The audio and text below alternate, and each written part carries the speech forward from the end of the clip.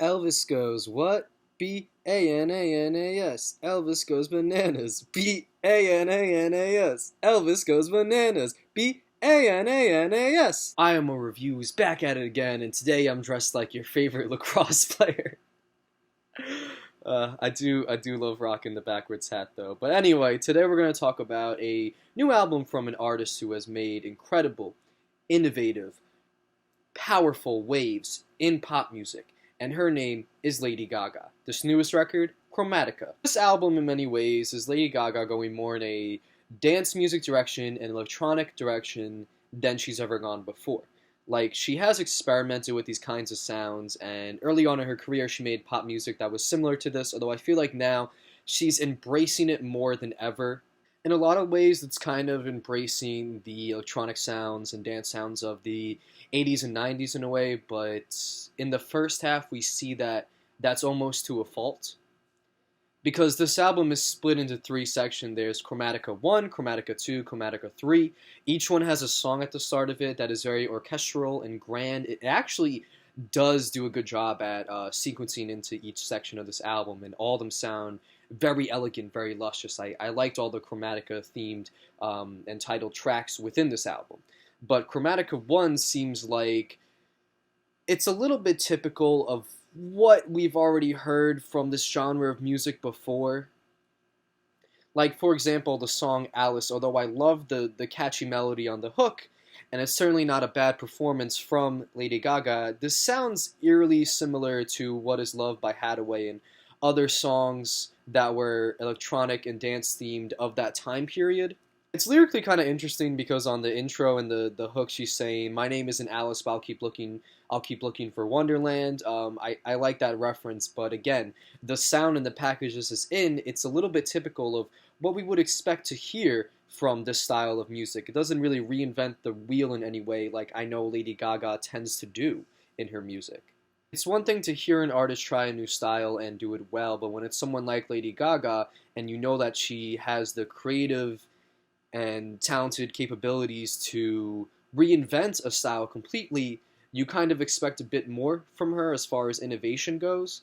And again, the performances on this from Lady Gaga are certainly great. These are definitely catchy songs. I just feel like they lack originality in a sense between Stupid Love, Free Woman, Fun Tonight. It all sounds like electronic music I've heard a lot of times. It sounds like songs I've already danced to in a club, possibly from the 90s. And I feel the same way about Rain on Me. It just seems like a bit of an uninspired tune. There's some really like typical sounding acoustic strumming in it. It just sounds like a lot of pop songs that I've heard before. And again, vocally, Lady Gaga and Ariana Grande sound excellent here. Lady Gaga's giving very passionate performances, very uplifting, powerful vocal performances, but it just feels a bit lyrically and instrumentally uninspired in a way. Now, I can't say the same thing for Chromatica 2, because I feel like here, Lady Gaga is actually really innovating on these sounds of electronic pop music, and she's doing so in an excellent, very thought-provoking way. Track 911, we can hear this wobbly bass line throughout it that really makes the listener feel a bit shooketh. You know what I'm saying? Shooketh! I am a shooketh one, like Mobb Deep!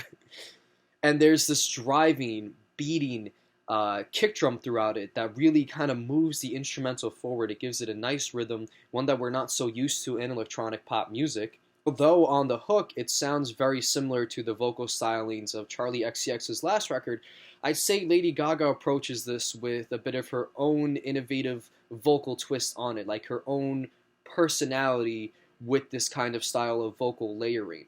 I like the lyrics of "My Biggest Enemy Is Me," Papa 911. I think it's very intriguing, especially considering the song sounds so upbeat. To put something in that lyrically, it definitely creates a contradiction in the song that is very fascinating. A lot of the beat drops and the bass line on this section of the album feel very inspired. It doesn't feel like anything that we've heard before in electronic music. It doesn't seem like Lady Gaga's just copying sounds she's heard before.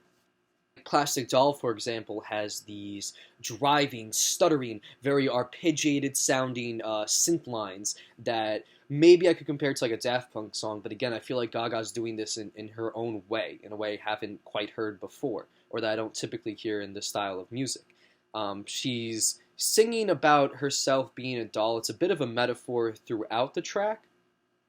Like in this verse where she says, "Open me up and cut me loose. I come with a purse and new shoes. Am I your type? And am I your type?" In the verses, it seems like she's kind of embracing this doll persona, but not because she wants to, because she's forced to in a way.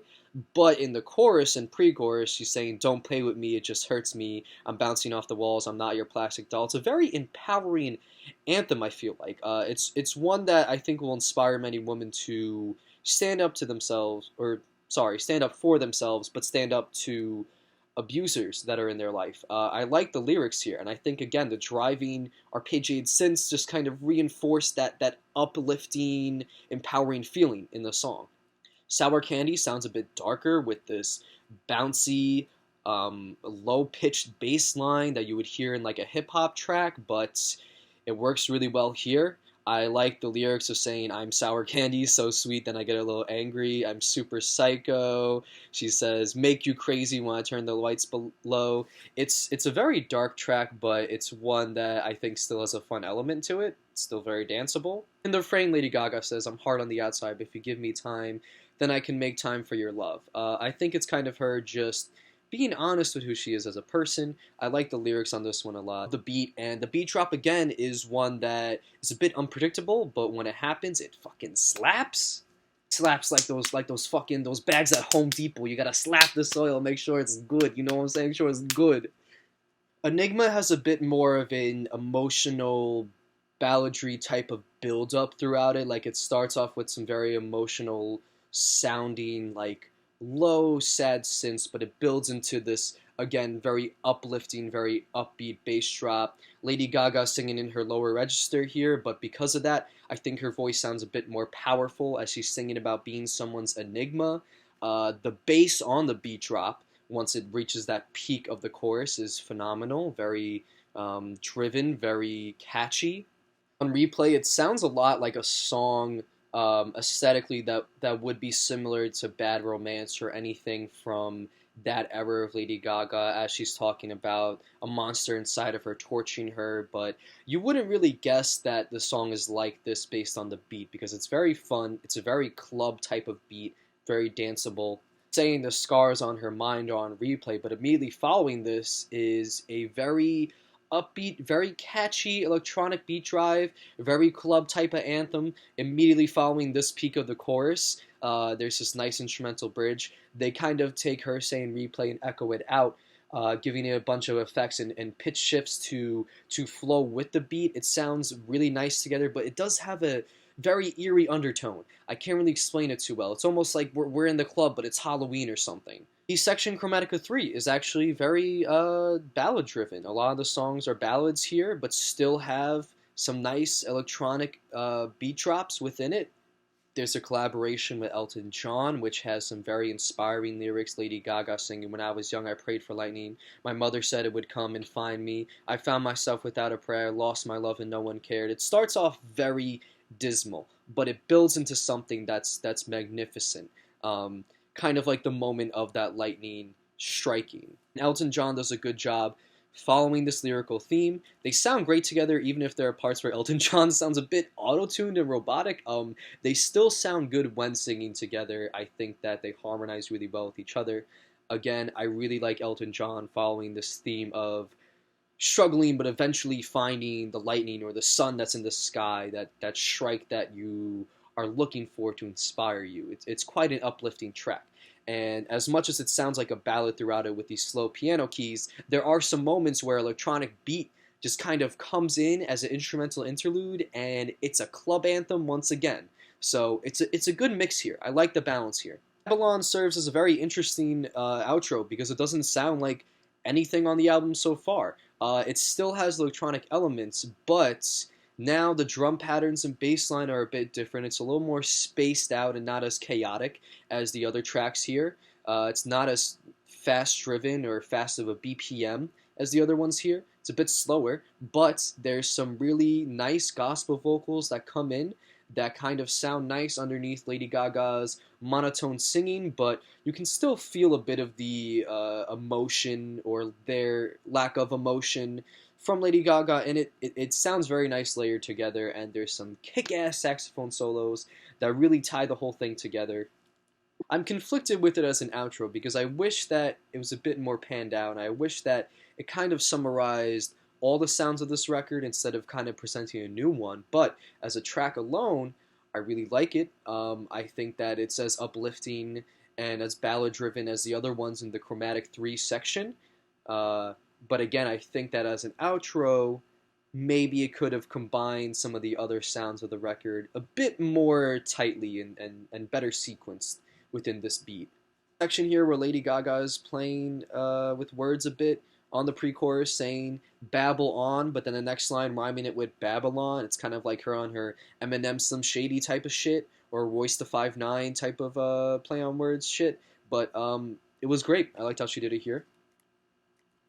Overall, I am a big fan of this record. I mean, there were some songs in the beginning I found a bit rudimentary. I found a bit uninspired. But I will say that on Chromatica 2 and 3, on those sections, it really picked up. I don't think it's the best Lady Gaga album ever, but I think that this is an excellent one. I like this kind of direction from her. And I think that there was, again, beyond the first section, a lot of care put into these songs and a lot of creative, thoughtful process in them. So for this record, I'm feeling about 3.5 out of 5 bananas, like Banana Elvis here on my shirt. My man, did you guys know Elvis was a teak? Yeah, he was part of Tau Kappa Epsilon. So was I. Rush teak. Thank you guys for tuning in. I have some exciting things to announce pretty soon, so stay tuned for that. And thanks for watching.